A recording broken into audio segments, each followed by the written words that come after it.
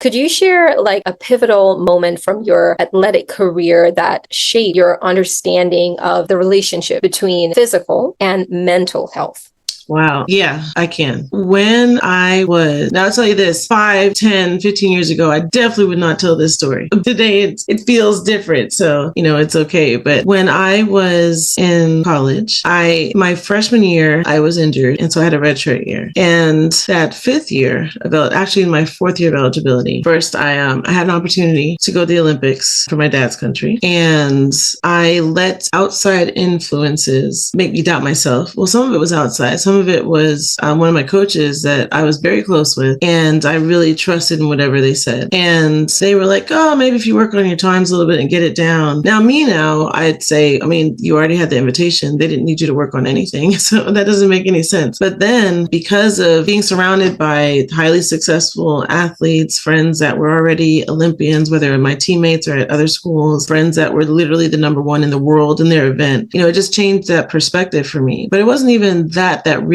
was a lesson that I had to learn that came with a lot of regrets for a long time. But what really made a difference was after that, I decided to have surgery because of an injury that I had. And not only did that turn into a surgery a year for the next 4 years, but that last year of eligibility that I had, I didn't run the same. I ran much slower, still faster than a lot of people. But I hadn't run time this slow since high school. So I would go to meets that I used to win and wouldn't even make it to the finals. And people would be talking in the background or go and ask my coaches, or some of them, even other coaches from the teams coming to ask me, what's wrong? Are you okay? What happened? Because this was so unlike what they were used to seeing. So number one, that was embarrassing at that time, going through that. With a lot of work and training to get back, I still ended up qualifying for back then the conference was the Pac-10 championships. And I always, just something for me, the adrenaline of being in those performance arenas where you're packed with people, that always drove me to do my best. It was very hard for me to get up for competition when there's nobody there. So I always had a personal best, personal record, PR, when we get to these big events. And my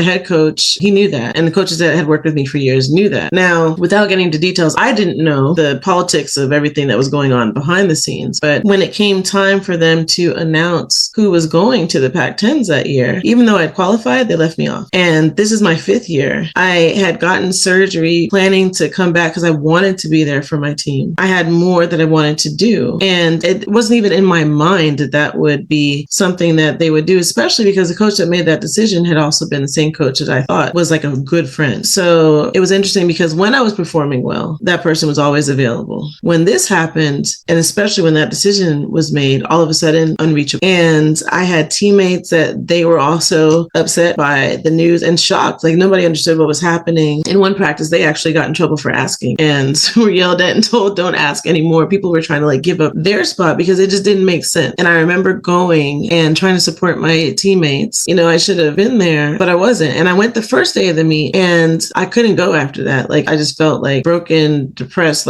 crying. My mom and one of my sisters had flown out to visit around that time and went with me to the track. And because my parents usually came every year, but that year, since I wasn't running, my dad didn't come. And they were just there to kind of be there as a support, but I couldn't even predict how hard that would be. And I couldn't stay there the rest of the time and watch the meet. The meet goes on for several days. And I remember one of my teammates telling me that, my presence was missed and the leadership that I brought, even though at that I wasn't a captain of the team at that time, but it was just inherent to who I was. And that wasn't there. And it was good to know that it was appreciated, especially even more so in my absence. But, that was really hurtful. And that led me also, helped to inspire me, not led me because I'd already started my study for my master's thesis, but my master's thesis was all about the experience of injury and failure for athletes and how it influences their interpersonal relationships with their teammates, their coaches, others, and also whether they decide to continue or quit their sport. And it just added fuel to that, wanting to understand, am I the only person that feels like this? What's this like for other people? I'm not the only one that never met the goal that they had. I'm not the only one that felt betrayed by a decision that was made made that didn't have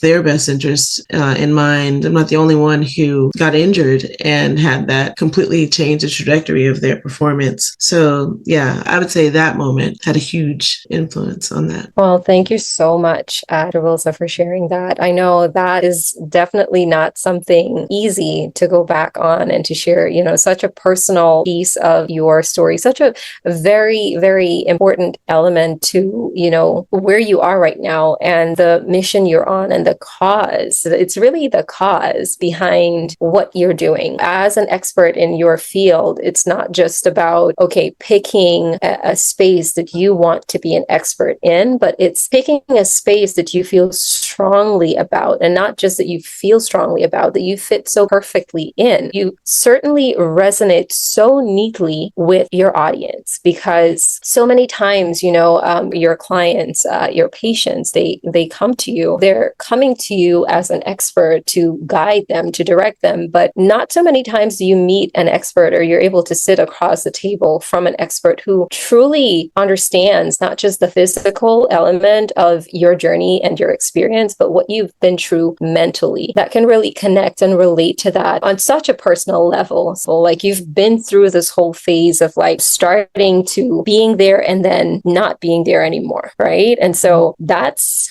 just powerful in itself. And I really do appreciate it. And I hope that as you move forward, the impact that you're making in the lives of so many, that you're able to really use your story to the best advantage of helping so many people that are in the position that you've been in just a few years back. And so please don't stop sharing it. I hope that this is one of the first times, or the first platforms. I know you've probably shared this before, but please continue to share this. I don't know if I've shared that one. I've definitely shared about making the silly decision not to go to the games, but that one about the Pac-10s, I don't know if I've talked about that one before. So we are honored. Yes. Thank you so much for sharing that. Thank you really appreciate it. Thank you.